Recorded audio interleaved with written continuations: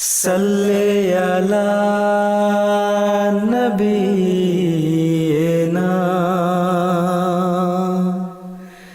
صلی علی محمد صلی علی نبینا صلی علی محمد اللهم صل على محمد وعلى آل محمد كما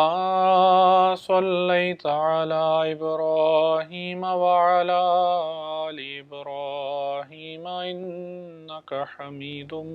مجيد اللهم بارك على محمد وعلى آل محمد كما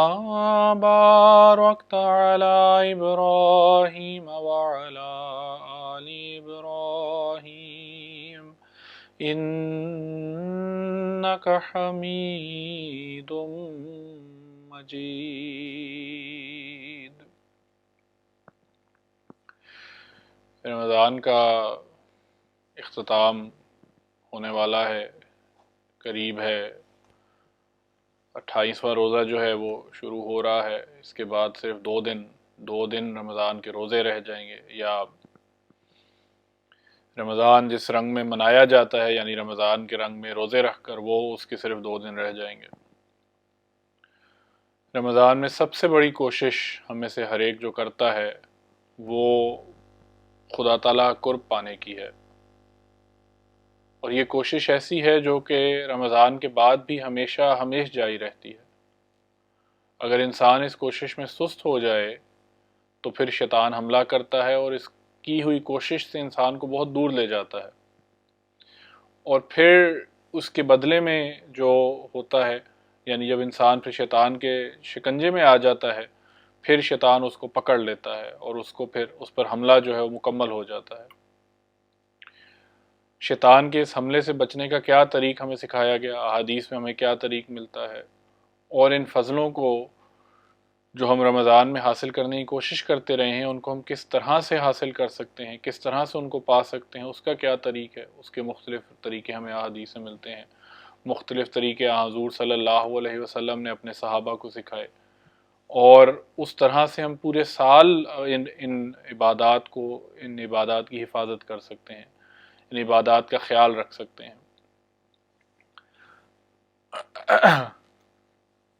وہ حضرت ربیہ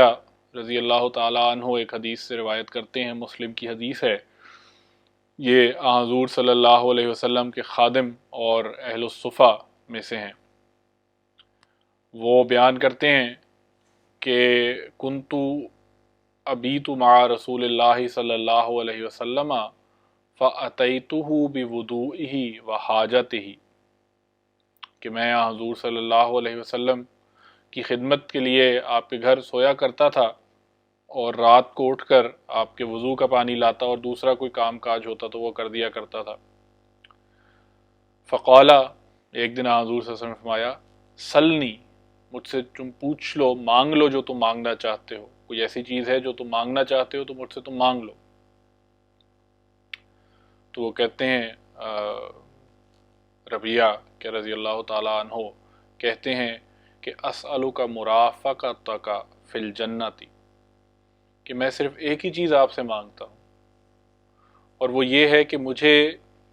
جنت میں بھی آپ کا قرب نصیب ہو، جنت میں بھی میں آپ کے ساتھ میسر ہوں، یعنی کہ جنت میں بھی آپ کا ساتھ، حضور صلی اللہ علیہ وسلم کا ساتھ مجھے میسر ہو۔ اس حدیث سے پتہ چلتا ہے کہ صحابہ کس قدر حضور صلی اللہ علیہ وسلم سے عشق کیا کرتے تھے۔ دنیا میں تو جو تھا وہ تھا، دنیا میں جو قرب خدا تعالیٰ نے انہیں عطا کیا وہ تو تھا ہی، لیکن ان کے لیے آخرت میں بھی حضور صلی اللہ علیہ وسلم سے دور رہنا ایسے ہی تھا جیسے کہ انہیں کچھ نہ کمایا ہو، کچھ نہ پایا ہو۔ حضور صلی اللہ علیہ وسلم نے جب پوچھا کہ مانگ لو جو تم نے مجھ سے مانگ سکتے ہو، جو تم نے مانگنا ہے۔ حضور نے فرمایا، تو کہنے لگے صحابی حضرت ربیعہ کہ میں ایک ہی چیز مانگتا ہوں یا رسول اللہ، اور وہ یہ ہے کہ جنت میں بھی مجھے آپ کا ساتھ نصیب ہو، جنت میں بھی مجھے آپ کا ساتھ ملے، جنت میں ہی میں آپ کے ساتھ ہوں۔ تو حضور صلی اللہ علیہ وسلم نے فرمایا، اب غیر ذالک، کیا اس کے علاوہ بھی کچھ اور ہے جو تم مانگنا چاہتے ہو؟ تو فرمایا، کل تو ہوا ذاک، بس یہی ہے اور میری کوئی خواہش نہیں۔ تو آپ نے فرمایا کہ میں تو دعا کروں گا ہی، لیکن فرمایا فَأَعِنِّي عَلَى نَفْسِكَ بِكَثْرَةِ السُّجُودِ، فرمایا کہ میں تو دعا کروں گا لیکن تم بھی میری مدد کرو۔ کس طرح سے مدد کرو؟ فرمایا کثرت السجود، یعنی سجدوں کی کثرت سے، زیادہ زیادہ سجدے کر کے، سجدوں میں رو رو کر تو میری مدد کرو، خدا تعالیٰ کے حضور جھک کر تو میری مدد کرو۔ تو اس سے پتہ چلتا ہے کہ انسان جب رمضان میں یہ کوشش ہوتی ہے کہ ہم خدا تعالیٰ کے حضور جھکیں، رمضان میں یہ کوشش ہوتی ہے کہ خدا تعالیٰ خاص قرب ہم حاصل کریں، خدا تعالیٰ قرب پانے والے ہوں، تو پھر اس وقت جو ہے وہ اس حالت میں سجدوں میں جو کی گئی ہوتی ہے وہ اس کو جاری بھی رکھنا چاہیے۔ حضور صلی اللہ علیہ وسلم ایک اور حدیث میں فرماتے ہیں کہ حضور صلی اللہ علیہ وسلم نے یہ حدیث اپنے اللہ تعالیٰ سے، خدا تعالیٰ سے مروی کی ہے، یعنی بطور حدیث قدسی کے آپ نے بیان فرمائی ہے۔ فرمایا کہ اذا تقرب العبد شبرن، یعنی اللہ تعالیٰ کہتا ہے کہ اذا تقرب العبد الیہ شبرن، کہ جب انسان میری طرف ایک بالشت بڑھتا ہے، یعنی بالشت ایک ہاتھ ہو تو وہ پورا ایک بالشت اتنا سا بھی اگر وہ میری طرف بڑھتا ہے، تقربت الیہ ذراعا، تو میں اس کے قریب جو ہے وہ ایک ہاتھ اس کے قریب ہو جاتا ہوں، ایک بالش سے بجائے ایک ہاتھ، مطلب کہ پورا زیادہ قریب ہوتا ہوں۔ وَإِذَا تَقَرَّبَ عَلَيَّ ذِرَاعًا تَقَرَّبْتُ مِنْهُ بَاعًا، کہ جب وہ میرے پاس ایک ہاتھ قریب ہوتا ہے تو میں دو ہاتھ اس کے قریب ہوتا ہوں۔ وَإِذَا أَتَانِي يَمْشِي أَتَيْتُهُ هَرْوَلًا، اور جب وہ میرے پاس آتا ہے چل کر، أَتَيْتُهُ هَرْوَلًا، تو میں اس کی طرف دوڑتے ہوئے جاتا ہوں۔ تو انسان جب کوشش کرتا ہے، خدا تعالیٰ کو پانے کی کوشش کرتا ہے، نیک نیتی سے کوشش کرتا ہے، تو پھر خدا تعالیٰ اس نیک نیت کا اسے اجر بھی دیتا ہے، اور وہ اجر یہی ہوتا ہے کہ خدا تعالیٰ پھر اسے جیسے قرآن کریم میں فرماتا ہے کہ والذین جاہدوا فینا لنہدینہم سبلنا، کہ وہ لوگ جو ہمارا قصد کرتے ہیں، وہ لوگ جو ہمیں پانے کے لیے پھر کوشش کرتے ہیں، لنہدینہم سبلنا، تو پھر ہم انہیں ان کی راہوں کی طرف، ان کی نیکی کی راہوں کی طرف، اپنی راہوں کی طرف ان کی رہنمائی کر دیتے ہیں، جن راہوں سے وہ خدا تعالیٰ کو پا لیتے ہیں، ان راہوں پر جو ہے خدا تعالیٰ پھر ان کی رہنمائی فرما دیتا ہے، رہنمائی کرتا ہے، انہیں ان راہوں پر لے جاتا ہے، انہیں ان راہوں پر جا کے ان کو چلاتا ہے تاکہ وہ خدا تعالیٰ کو پا لے۔